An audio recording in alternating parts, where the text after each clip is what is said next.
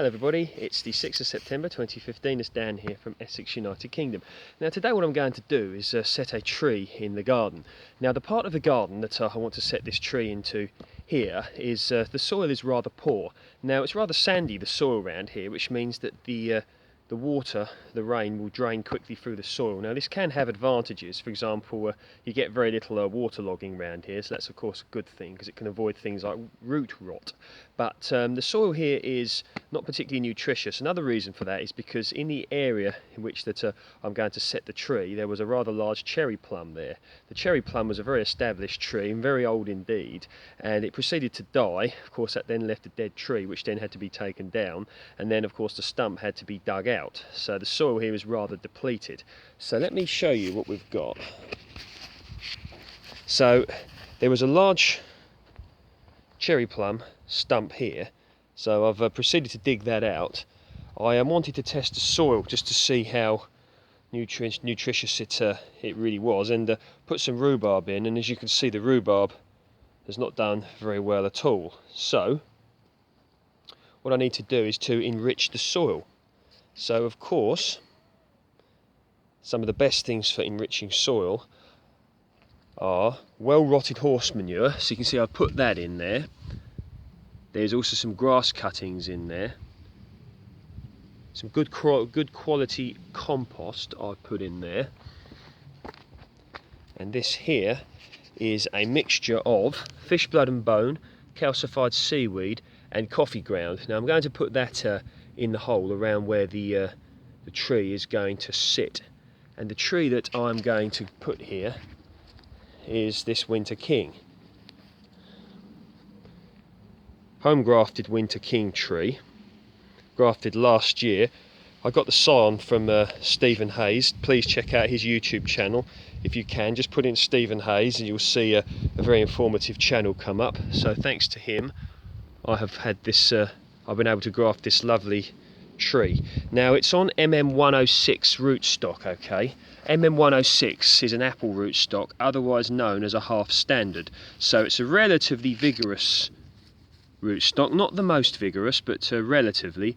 And in poor soil, you must make sure that you set a tree that's on a relatively vigorous rootstock, because it's going to have to push its roots down in order to gain nutrients, because it may not necessarily be able to get them from the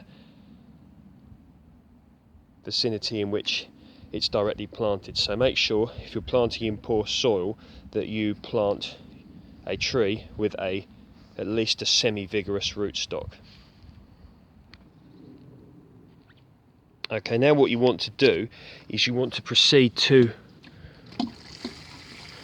water your tree that you're going to transplant. Now you want to do this in like 2 or 3 lots, because you want the moisture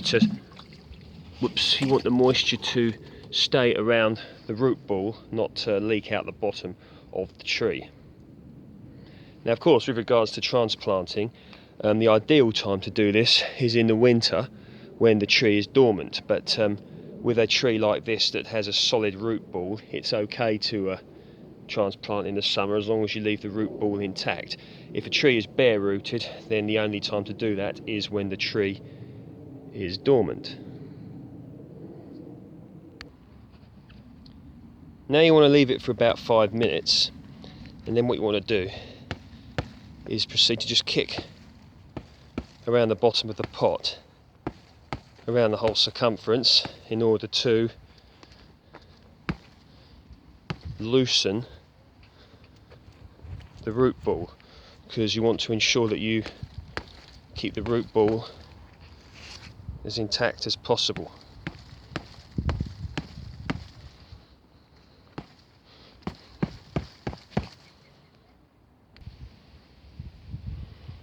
Okay, now there's my tree, and gently I took it out of the pot. Okay, now I put the tree in the hole, and what you want to make sure you do is make sure that you get your soil or your compost or your manure or whatever you're mainly using. You want to get it underneath and all the way around the root ball. You must not leave any air pockets, because that's not good.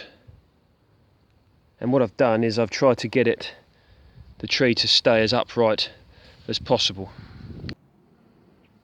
Okay, so there he is, newly set Winter King apple tree on MM106 rootstock. You can see it's been well firmed down. You don't want to be covering the rootstock itself. You want to have that poking out the ground. So hopefully the rest of this year, it should have a little bit left of the growing season. No sign of dormancy or anything yet, to hopefully push some roots down, and next year it should establish, and hopefully the year after that it will really start to put out some vigorous growth. So it's on certainly a good enough rootstock for this area. Well conditioned soil now, nice and nutritious because of the organic matter that's been enriched in. You may ask why I'm using Winter King. Well, of course, at this time of year now, September, October time, apples are plentiful here in the UK. You can't even give them away. But these apples will keep until well into next year. So when there's not so many apples available, I will hopefully have my own homegrown apples. Okay, any questions, post below.